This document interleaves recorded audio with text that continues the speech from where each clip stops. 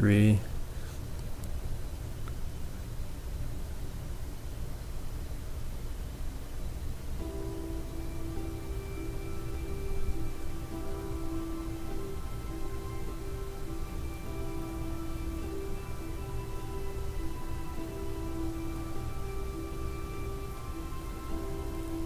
Hello, and welcome to our introduction to the Giant Slayer adventure path. My name is Jeff, and joining me is my friend Boss. Hello. And welcome to our channel, the Sorrow Knight Chronicles. And that's kind of a fun name for us. That is a homage to the original group of adventurers that played through a rather challenging and tormenting AP by the Pathfinder adventure role-playing game. And so today we're gonna just talk a little bit about who we are, our vision behind recording a AP such as Giant Slayer that's already been excellently done by other groups, and kind of catch you up to where we are in the adventure, so you can tag along with our rambunctious characters. So like I said, my name is Jeff. I'm the one who is GMing the AP, and AP is Adventure Path. It's a series of books that Pathfinder puts out to bring you through an entire adventure from level 1 to level 16 or 17, depending on the game. And so yeah, I've been playing role-playing games since I was 14 years old, and got involved through showing up to play a miniatures game, and everybody else was playing, D&D 3.5 at that time, and wanted to get involved, and I got to play somebody's cohort fighter. I think I died, so it wasn't a great start, but I've been GMing now for the past 4 years or so. Started in 5th, and then picked up Pathfinder about 2.5 years ago or 3 years ago, and Boss was part of that original group, and that was a ton of fun. Boss, you want to say a little something about yourself? Yeah, my name is, people call me Boss, so that's what we'll be going with for this channel probably for now. I've been role-playing for about the same amount of time regularly as when that Curse of the Crimson Throne campaign started. I have some experience before then, but not a lot. Yeah, it's been quite a ride with Jeff here and one other regular that will be in a lot of our games. I'm excited to kick this off into a more public forum where we can kind of explore the depths of role-playing a little bit and see where this might go. Yeah, and our vision behind doing these recordings is, some other people have done some really excellent recordings that we enjoy quite a bit. I've listened to them, but we're just a bunch of guys who we play, and we said, why not record? And one of the things that we want to do is to bring the characters to life, to bring the story to life. These are a little bit more focused on the role-playing side and the story side, the development of how the characters feel and where the characters are going, and less on the mechanics side necessarily of like the intricacies of the characters. But you'll still get all of that while being here. I'm a bit of a rules lawyer, and so we try to play really strictly to the Pathfinder core rulebook. That said, if I get something wrong, or one of us gets something wrong, you will feel free to comment, and we'll seek to correct those. And I know I just opened that up for comments, but hey, there you go. We'll seek to correct those rules and stuff. But yeah, we just wanted to bring the role-playing and the characters to life. Yeah, anything we could do really to kind of grow the sport of Pathfinder, so to speak.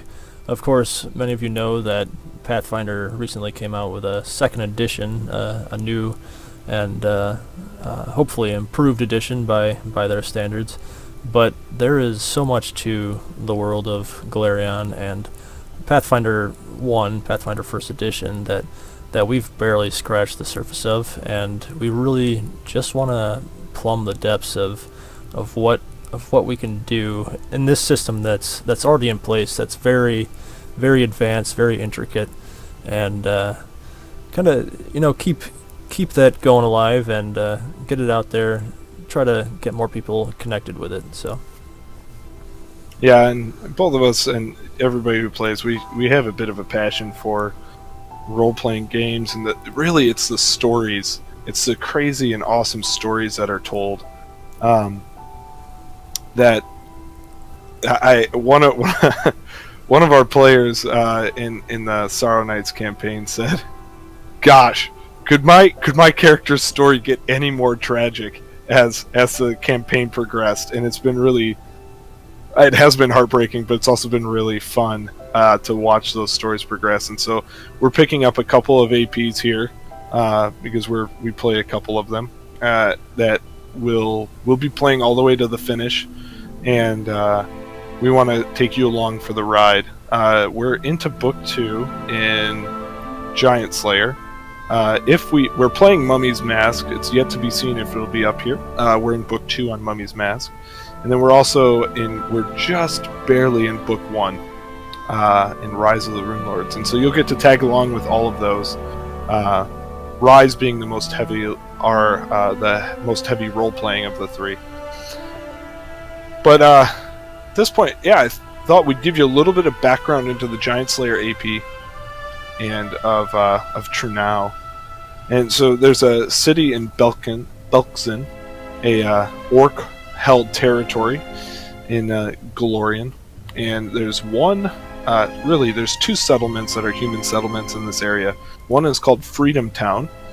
It's a town of thugs and charlatans and riffraff.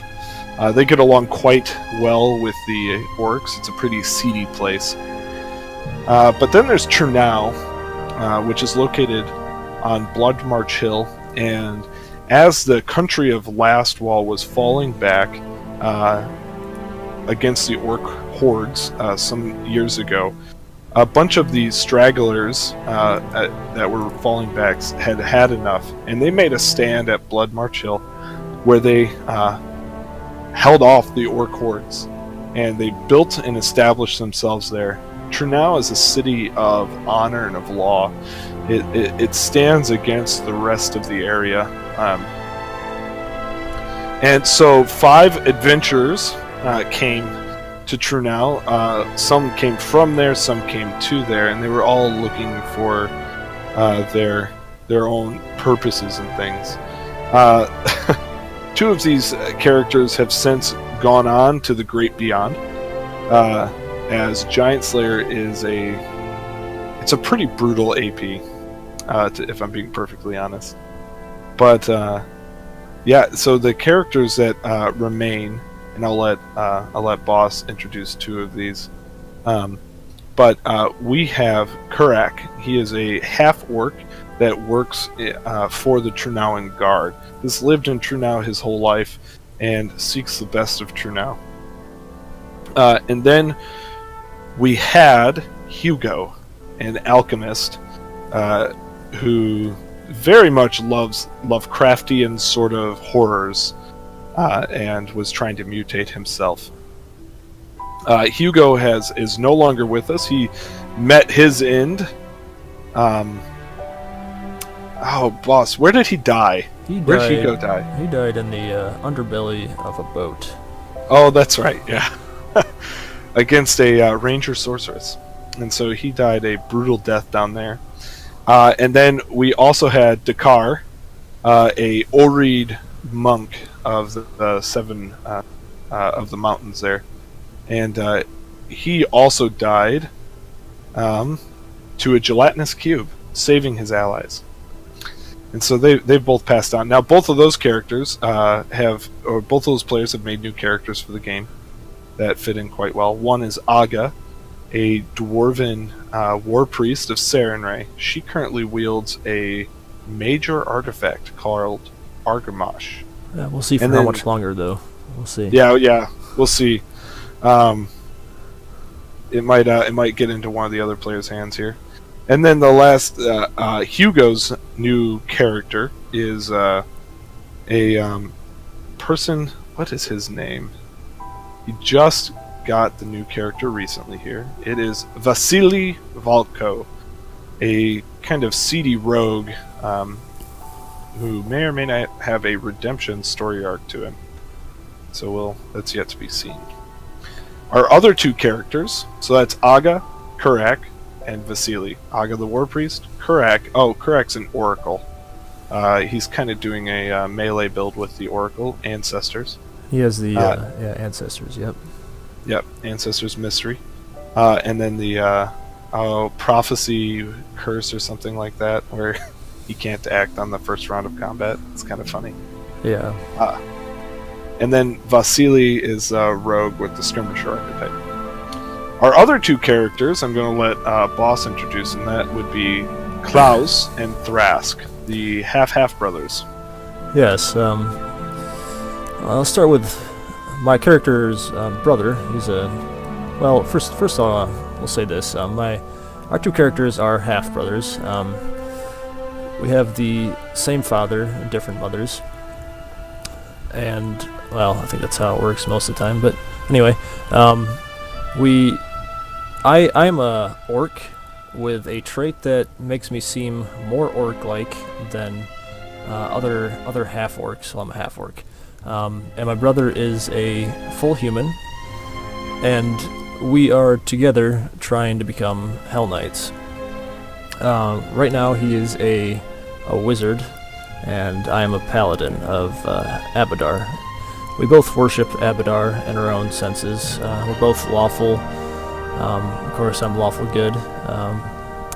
And we have been trying to go out into the world and promote law. I should say that I am a paladin with the enforcer archetype, so really I lose a bit of what the paladin can offer because I smite chaos and deal with the chaotic things, and chaos isn't quite as common in a lot of the APs, or if it is, it's not generally the biggest and worst things that you fight against. But it has added a bit of challenge and interesting encounters to what's been going on, so that's alright. And we are from True Now originally, way back. I wasn't born there. My brother was. Through some events, the family ended up in Karamaga, and there's a whole lot to the backstory, which I just won't get into right now. But hopefully some of that will be revealed through the role-playing aspect of the game. Yeah, and now for this, your brother is a wizard, and he's going Hell Knight Signifier, correct? Yes. Great. And you're going straight Hell Knight. And so part of the becoming a Hell Knight is you need to undergo trials. And mechanically speaking, you need to fight a demon with a CR that is... or not a CR. He needs to have more hit dice than your level, essentially. Yeah, it's a devil, but yeah. Oh yeah, it's a devil, that's right. And what's really important here, and I don't know if Boss has figured this out yet, but devils, it's really interesting that you have to fight devils, because devils are lawful. Yep. They are not chaotic. And so he has to fight a devil, even though Hell Knights are sworn to fight chaos. And so we'll see how that turns out for them, because unlike some people, they need to actually fight these in one-on-one combat, and that'll be coming up in an upcoming episode. So you don't want to miss that. Maybe we can convince them for a 2-on-2, you know? Probably not. Probably not. As a GM, your chances are low. And so so that's a little bit about the characters. We have a pretty good mix. Don't know what Aga's going to do. Kurek, I think, is going straight Oracle. Vasily is going straight Rogue, as far as I know. And then we have the two Hell Knight brothers, and so that's kind of fun. So, a little bit of the story up till now is, yeah. The AP kicks off as there's a Hope Knife Festival, and the players are there and enjoying the Hope Knife Festival.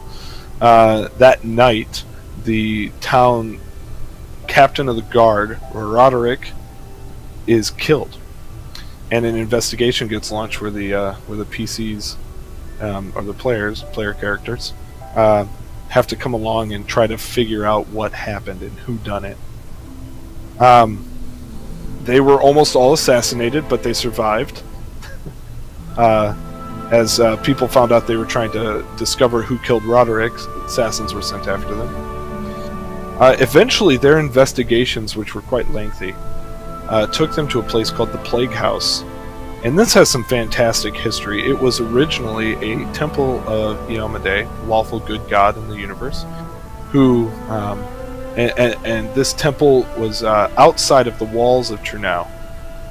There was a great plague that infected the city, and so that's why it's called the Plague Houses, because all the victims, the sick and dying, were sent to the Plague House. Well, during this plague, a mysterious fire took over and burnt the Plague House to the ground. Its victims, the plague's victims, and doctors inside. And so it's kind of tragic. On the site, they rebuilt a second plague house or second temple there, but it actually the second temple, the first one got destroyed by orcs, and then they rebuilt it, and the second one burnt to the ground. It's kind of like the castle in Monty Python, and so in the swamp. But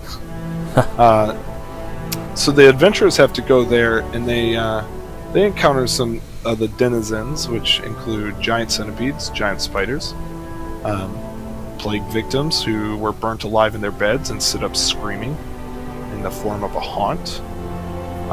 Who got sent running on that one? I believe that was me. And the paladin who didn't have Aura of Courage yet. Yes. And it may have been Hugo as well. Yep. So anyway, a couple people got terrified at that and ran off.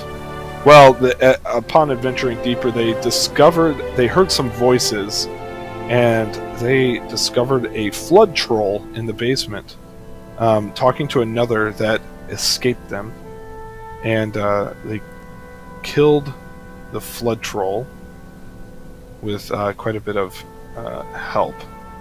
Not help, but it was some trouble. And they realized that the person that they were meeting had to be connected to Roderick's death. In fact, I think they found evidence that suggested that Roderick had been murdered, assassinated even. So they bring this news back, and there's a funeral that's held. And this has been a week or two since Roderick's death. This is also just after a death from one of our players, correct? Yeah. This is where in the plague house is where Dakar met his end inside the gelatinous cube. Yeah. Which he walked into. Huh. Heroically saving at least somebody, I'm sure. So, they go to the funeral, and as the sun sets on the horizon, the still and quiet of the darkness is broken by war cries and horns, and catapults launching flaming boulders into the town as orcs assault the town. You see the entire murder of Roderick and everything like that. Roderick had uncovered a plot to assault the town by orcs. He didn't really. He was about to uncover it. He was so close, and so they had him killed. The attack happens, and the characters are thrown into the midst of the battle for Blood March Hill. They go through and are able to rescue a number of NPCs, non-player characters, that are trapped under pillars in their homes. They managed to save some people from rather grisly occurrences. fighting off hordes and hordes of orcs. I think we counted 23 orcs that they killed in a single area. 23 or 26. As level 1.5 characters? No, you were 2.5, I think, or okay. 3.5. 3.5, level 3.5. Yeah. So that level, but they didn't get any real rest beforehand, and they had to do an entire. No, yeah, you were level 2.5. That's what it was. 2.5. Level 2.5. Yeah, and so they were level 2.5, and they had to do an entire level and a half worth of encounters without sleep. As they fought through the town, they were trying to light these hope beacons. They lit the first one, preventing an NPC from getting lynched, and moved on to the second one, found it destroyed, and that's where they had to fight off the hordes of orcs. And then they moved on to the third one, down at the Hope Spring, and wouldn't you know it, as they arrive, they encounter their first giant. It's a Giant Slayer AP. They're almost level 4, and they hadn't encountered a single giant yet. If you read the intro, it says that they really wanted the first giant to be a full-fledged giant, not like a sub-giant, like an ogre as an example, but a real, full, true giant. And so their first giant was a cave giant. And Boss, do you want to describe this guy, or? Well, it was a cave giant. They broke through a wall, I believe a stone wall, out of some sort of a cave complex that we were not sure was there, and apparently no one else knew it was there either. And they walked out into the spring, I believe, or some body of water anyway. And this giant had chains around its arms, and we looked at it and we thought, well, it's chained up, and it was being led in some fashion by some orcs. But then, as we kind of got a little bit closer to it, and it got closer to us, it ended up using those chains with the orcs on the ends as weapons, as it would essentially swing them at us from quite a distance away from the deep water, and it was quite difficult to deal with. Yeah, a giant with a 15 or 20 foot reach, I can't remember. It was pretty savage, and it had knocked out 4 of the PCs. No, 3 of the PCs. Just the 2 Hell Knight brothers were left conscious, I think. The wizard almost out of spells, and Thrask, what were you negative at that point? I believe I was probably negative. I don't remember the exact number, but I definitely was negative. I think you were negative 5 or 6. Thrask has Furious. What is it? Ferocity. Orc Ferocity. That's it. So he can fight at negative hit points. As standard actions. So Thrask charged the giant, made it up to him, and in a last-ditch effort, the giant misses him with his attack of opportunity, and all hope is lost at this point until that natural 20 is rolled and confirmed. And Thrask uses an oversized two-handed hammer. And he crit this giant for 68 points of damage, which I think the giant had 65 health total. And so he just crushed this giant. It was one of those epic moments where everybody's yelling because they can't believe what just happened. I definitely couldn't believe what just happened. I think that was one of my first crits of the game as well. Yeah, it was. And I think you even said, I need a crit or we're all dead. Yeah. And we're rolling with like computer generated dice at this point, so there's definitely no fudging going on. Nope. Yep, no fudging. And so you'll see the rolls that we're doing on Roll20 here as it comes up. And so anyway, yeah. It was just this epic thing. Everybody cheered, and we ended the night there. Well, moving on, they went into the tomb eventually. It was a tomb where they ended up finding the mastermind, or who they thought was the mastermind of the whole assault, a orc alchemist named Screed. It became a pretty epic fight where there were a couple of really close calls there, and out of the shadow comes another giant, but this one a skeletal giant, one of the guardians left behind to guard the treasures that lie within. And again, it looked like they were going to perish to this giant who was just marauding through them this is in the midst of this multi-layered combat with Screed. And again, Thrask with his big blunt hammer walks up and scores a critical hit against the giant. I think dealing 76 points of damage or something like that, completely obliterating the giant. And it was in here that they discovered the hammer Argamash, which is an artifact of crazy power. Actually, the Stone Giants, this is kind of a fun story. The Stone Giants believe that when Mehindrir, the giant god, created all the giants, he created the first giant, and he was unhappy with his creation, and so he created another giant. Again, both of these forged out of the hammer Argamash. Created a second giant that he loved, and it was the Stone Giant race. Having created a giant he loved, he destroyed the second giant. He destroyed the first giant he created, and it shattered into pieces that spread across the world. And those became the shards became the other races of giants.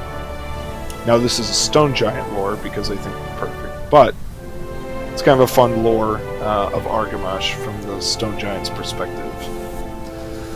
Yeah, we can't forget about the death of a heroic NPC during this battle either, and we'll have a quick moment of silence for him. I think that's good enough, probably. Yeah, well... Yeah. Hey, don't... Oathdan was great, man. Yes. Oathdan, there's a lot of racism in True Now towards orcs and half-orcs, to be sure. And Oathdan was no exception to that. A whiny little kid who gave them a campfire bead to rescue him, but then he couldn't stand all the stupid halfies in the group. Yes. And that's Oathdan's voice, and they reoccurring NPC who the players think is dead. He did die a heroic death saving them. Or so you think. Yes. We did treat Oathdan with nothing but niceness for the most part, just so you know. Niceness and contempt. Yes, well, outward niceness, inward contempt. Copious amounts of inward contempt. Yes. And stuffed feelings. Well, with the discovery of Argamash and the defeat of the orc attack on True Now, which lasted, we play in 4-hour sessions, but that lasted several sessions, I think 3 or 4 sessions. Book 1 ended. And Book 2... At which point we completely forgot who we just buried. I mean, we never remembered his name again, probably. Probably not. Upon Book 2, the town's chieftain, Hogra, wanted to sort out the attack and figure out what was happening. They found some information in the tomb on Screed's corpse that indicated that the attack originated from a giant, a hill giant in Red Lake Fort, which is in northern Belkzen. So she asked them to head out and go there. And a druid, local druid of the town named Silvermane, was part of the Council of Thorns, which is a druid council, and suggested that they venture into Ghostlight Marsh on their way to Fort Red Lake to discover a cache of weapons that were left there by the Council of Thorn. When the orcs were sweeping across Belkzen, a group of druids had enough and decided to put up a fight in what is now called Ghostlight Marsh.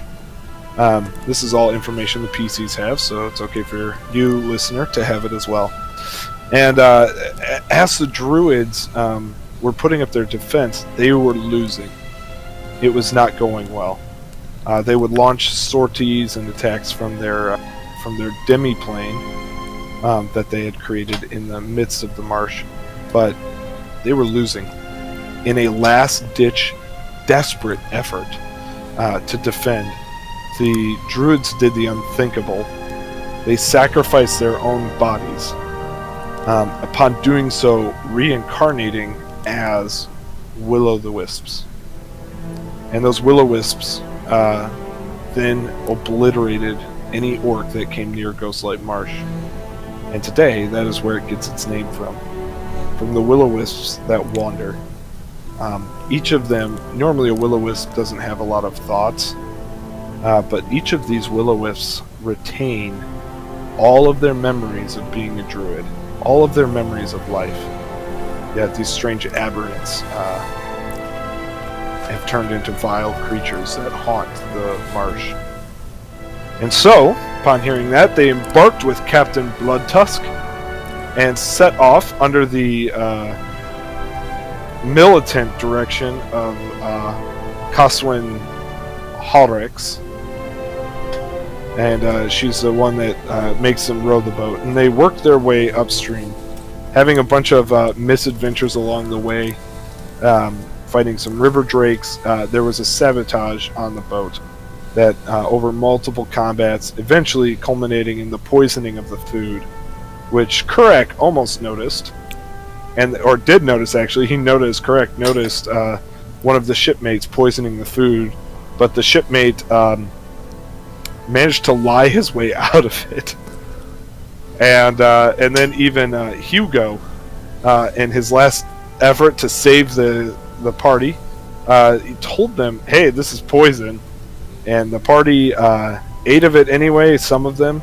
The captain got very sick, and Captain Bloodtusk did. And Klaus, the wizard, decided to take a nappy nap based on that poison. It was... and Aga as well, I believe. No, I don't... oh yeah, Aga did as well. You guys managed to wake her up. Yeah. With that one antitoxin that you had. Yeah, because she was the only one who could try and heal the captain. And then she failed. Yes. Miserably. So, upon knowing...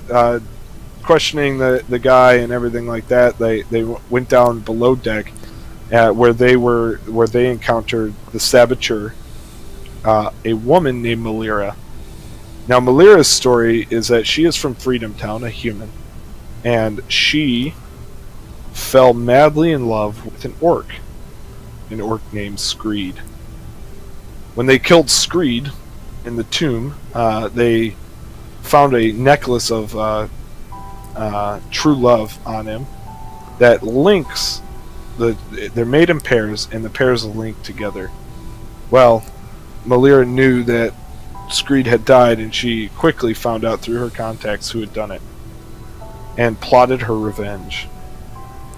While on the boat, she was trying to kill them subtly, but when they came to call, she took to arms, her and her snake, and fought bitterly, killing Hugo in the process, and almost killing Aga. She came very, very close to death as well, but managed to survive.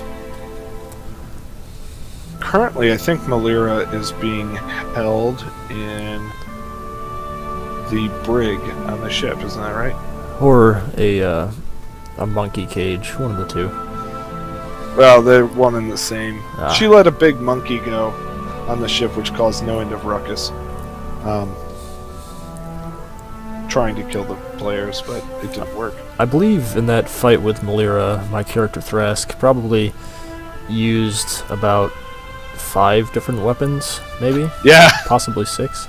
Yeah, you ran to get to Melira, and and tripped on one of her snares. Fell while jumping. It snagged your foot. You fell into the water face down, dropping your hammer into the water in the bilge, and then drew another weapon. That didn't work, so you drew a third weapon. It was ridiculous. I think you threw a couple of things too. Yes. Well, as they took care of Melira, and she is currently locked up, and as they approached Ghostlight Marsh, they're getting ready to get off the boat when it was ambushed by some of Melira's people. A scarred-looking orc who had taken some too much fire damage at one point in his life, and a bunch of others. This was a brutal combat because he hit once, it did like just a ton of damage.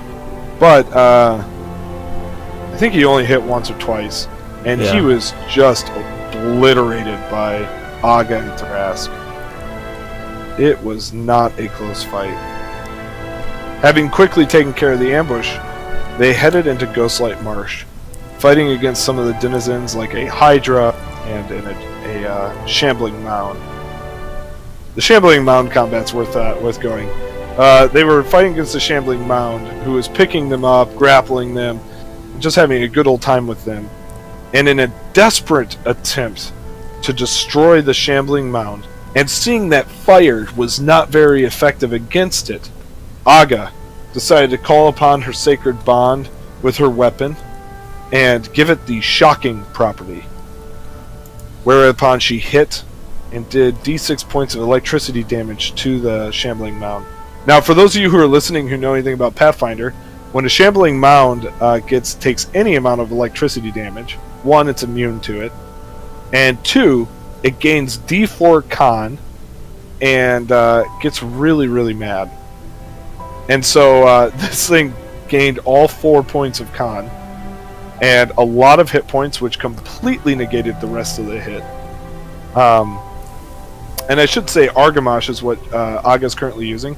It is a +2 impact warhammer that resizes to fit whoever is wielding it. And it also has the ability to cast Enlarge Person once per day.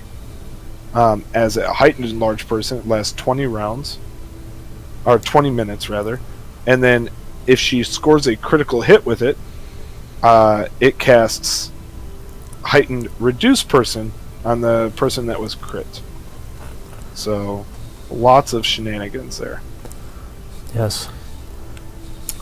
Anyway, they ended up defeating the Shambling Mound, but I think that was the hardest combat that they've had in a while. So they fought against that, and now they came across a druid who was not a druid, a dwarf who was talking to herself, and mistook them all for orcs, shouting angry things.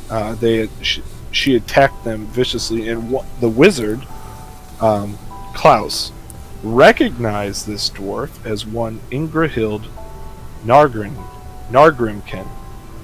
He recognized her because he rolled a natural 20 on his knowledge local check, and he's trained in that.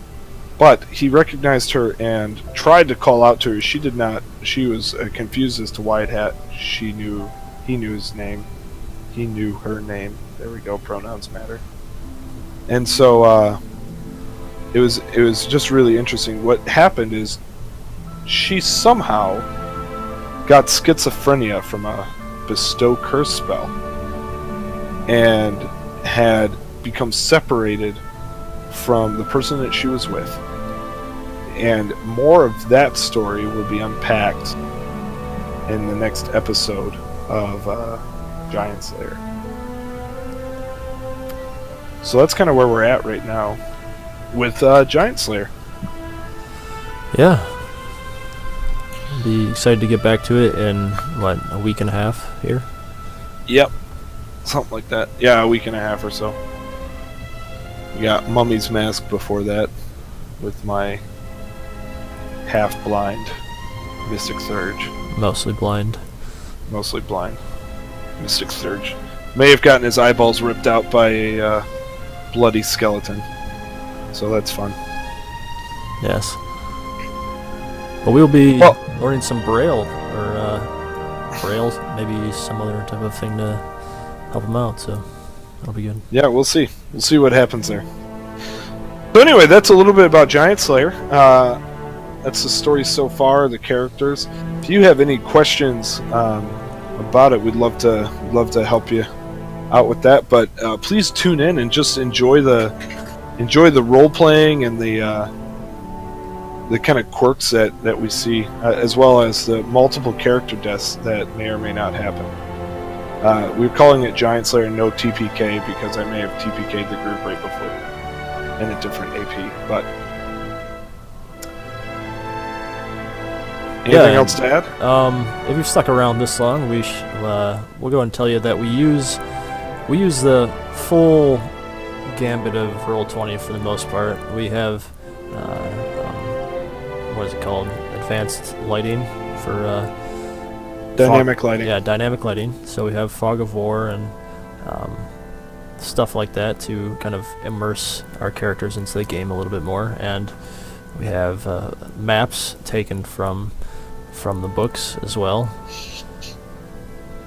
So yeah, we try to make it as immersive as possible for the people playing in the games, and we have tokens that we created ourselves for each of the monsters and NPCs and characters, and most of those tokens we did not create the art itself, and so if we use something that someone else created, then it's we love to give them credit where credit is due, definitely.